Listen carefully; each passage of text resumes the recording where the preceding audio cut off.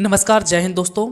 जैसा कि हम कक्षा 9th मैथ्स के अंतर्गत निर्देशांक ज्यामिति को पढ़ रहे थे, पिछले लेक्चर में हमने 4 से 5 प्रश्नों को हल किया। इस लेक्चर में हम पुनः निर्देशांक ज्यामिति के कुछ प्रश्नों को लेकर आए हैं। चलिए हम प्रश्नों को देखते हैं। चित्र को देखकर निम्न कथनों को पूरा कीजिए। हमें यह निर्देशांक तल में कुछ बिंदु दर्शाए गए हैं, इनको देखकर इन प्रश्नों को हल करना है। तो चलिए हम एक एक प्रश्न को पढ़ते जाते हैं और हल करते जाते हैं। पहला प्रश्न है, बिंदु बी का भुज और कोटि क्रमशः खालिस्तान और खालिस्तान है, अतः बिंदु बी के निर्देशांक। तो हमें यह बिंदु बी दिख रहा है, इसका हमें भुज और कोटि बतलाना है।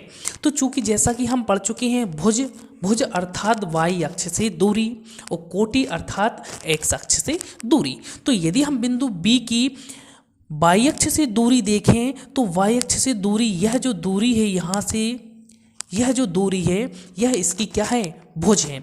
तो हम यहाँ से यदि इसकी वैल्यू को देखें तो यह जो एक्स अक्ष के समांतर है, तो यह दूरी कितनी है, 4 है। कितनी दूरी है, 4। तो इसका जो एक्स निर्देशांक हो जाएगा वो क्या हो जाएगा, 4 हो जाएगा। इसी तरीके से यदि हम इसकी कोटि की बात करें तो कोटि क्या होगी, एक्स अक्ष से दूरी। तो एक्स अक्ष हमारा ये है और यहाँ से इस बिंदु की दूरी, ये वाली जो डिस्टेंस है ये वाली, तो ये डिस्टेंस जो है हमारी कितनी है, यहाँ पर 3 है। तो यहाँ पर इसके 3 क्या हो जाएगी, इसकी कोटि हो जाएगी। तो इस तरीके से हम कह सकते हैं कि बिंदु बी का भुज कितना है, 4 है, और कोटि इसकी कितनी है, 3 है। तो इस तरीके से इस बिंदु बी के जो निर्देशांक होंगे वो क्या हो जाएंगे, 4 और 3। तो इस तरीके से हम क्या कह सकते हैं, किसी बिंदु के निर्देशांक को ज्ञात कर सकते हैं। इसी तरीके से दूसरा प्रश्न है, बिंदु एम के एक्स निर्देशांक अर्थात भुज, वाई निर्देशांक अर्थात कोटि। तो बिंदु एम के एक्स निर्देशांक और वाई निर्देशांक क्रमशः खालिस्तान और खालिस्तान है, अतः निर्देशांक खालिस्तान और खालिस्तान है। तो हमें इसको भी ज्ञात करना है। बिंदु एम को यदि हम देखें तो यहाँ बिंदु एम के यदि निर्देशांक की बात करें तो हम इस तरीके से देखते हैं कि यहाँ पर जो वाई अक्ष से दूरी है, वाई अक्ष से दूरी, यह जो दूरी है यह हमारी क्या है, ऋण 3 है। कितनी है, ऋण 3। तो हम कह सकते हैं जो वाई अक्ष से दूरी है बिंदु एम की वह ऋण 3 है। और इसी तरीके से यदि हम देखें एक्स अक्ष से दूरी उस बिंदु की, तो एक्स अक्ष से दूरी, यह ऊर्ध्वाधर दूरी जो है हमारी कितनी है, 4 है। तो हम कह सकते हैं इस बिंदु के निर्देशांक क्या होंगे, ऋण 3, 4। तो हम यहाँ पर भर सकते हैं कि बिंदु एम के एक्स निर्देशांक क्या है, ऋण 3, और वाई निर्देशांक क्या है, 4। तो इस तरीके से इस बिंदु के निर्देशांक क्या होंगे, ऋण 3 और 4। इस तरीके से हम इस बिंदु एम के निर्देशांक बतला सकते हैं। इसी तरीके से हम बिंदु एल के भी निर्देशांक बतला सकते हैं, एस के भी निर्देशांक बतला सकते हैं।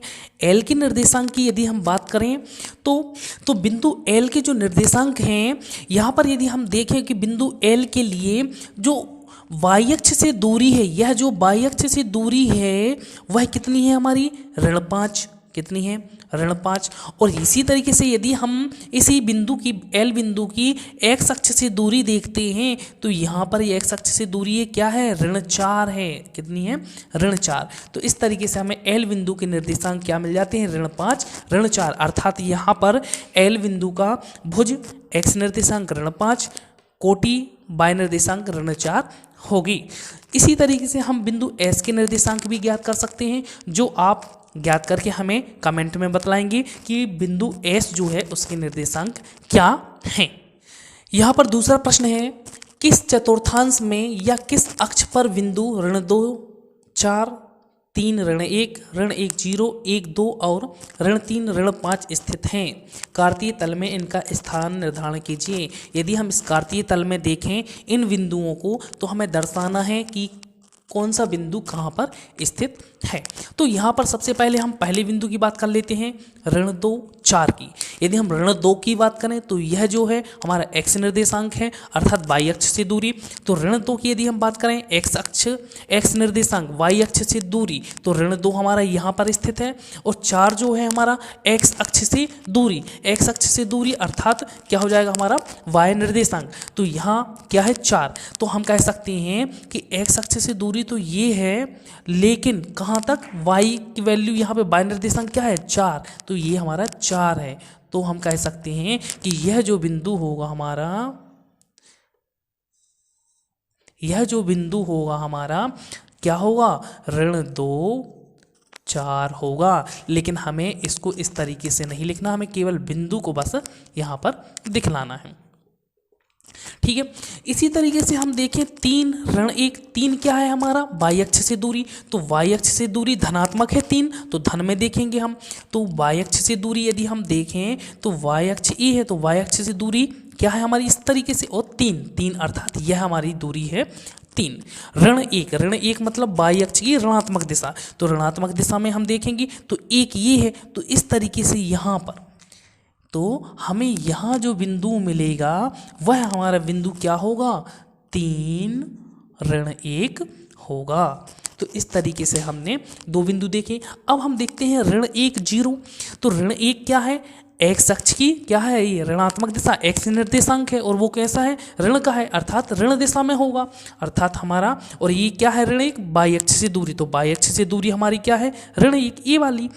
इसी तरीके से 0 क्या है हमारा, y निर्देशांक अर्थात x अक्ष से दूरी, तो x अक्ष से दूरी 0 है, अर्थात वही x अक्ष हो गया, तो x अक्ष हो गया, और बिंदु क्या है ऋण 1, तो हमारा यह बिंदु जो होगा वह क्या होगा, ऋण 1 0 होगा।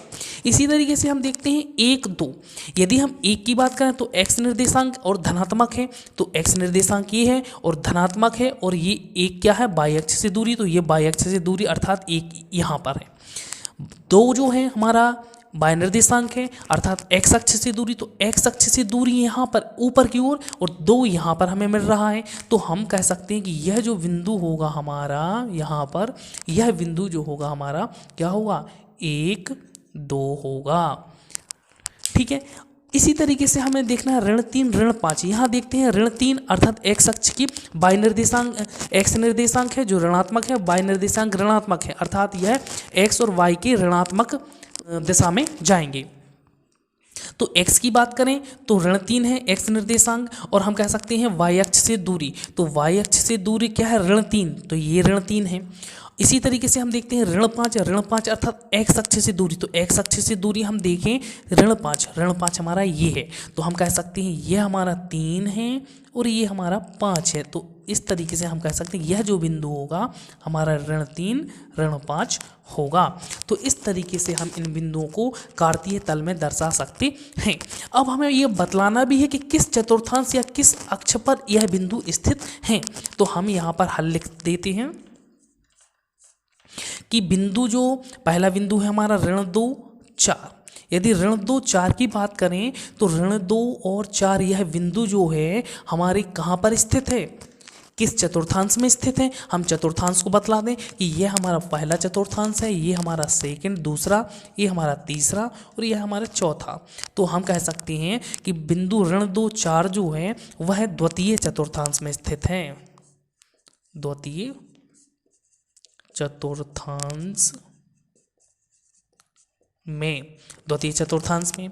इसी तरीके से बिंदु देखते हैं हम 3 ऋण 1, 3 ऋण 1 कहाँ मिला था हमें, 3 ऋण 1 यहाँ मिला था ये वाला बिंदु, और ये कौन सा चतुर्थांश है, चौथा चतुर्थांश है। तो हम लिख सकते हैं चतुर्थ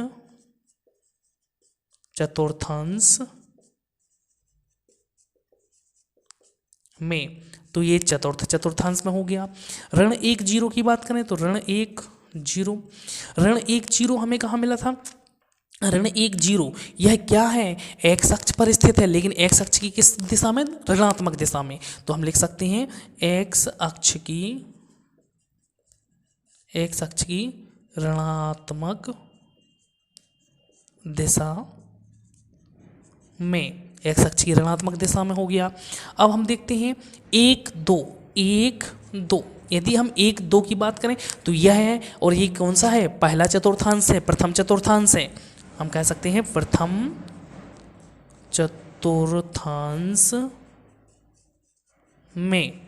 चतुर्थांश में हो जाएगा ये। इसी तरीके से क्या बचा हमारा, ऋण 3 ऋण 5, और ऋण 3 ऋण 5 जो है हमारा किस चतुर्थांश में है, तृतीय चतुर्थांश में स्थित है, तृतीय चतुर्थांश में। तो इस तरीके से हमने एक प्रश्न को देखा और हमने उन दिए गए बिंदुओं को कार्तीय तल, निर्देशांक तल, एक्स वाई तल में प्रदर्शित किया। इस तरीके से हमने निर्देशांक ज्यामिति से संबंधित इन महत्वपूर्ण प्रश्नों को हल किया। यदि निर्देशांक ज्यामिति से संबंधित किसी प्रश्न में समस्या है, कठिनाई है, तो हमें कमेंट करके ज़रूर बतलाएं। हम उनका सॉल्यूशन करने का प्रयास करेंगे, उनको समझाने का प्रयास करेंगे। धन्यवाद।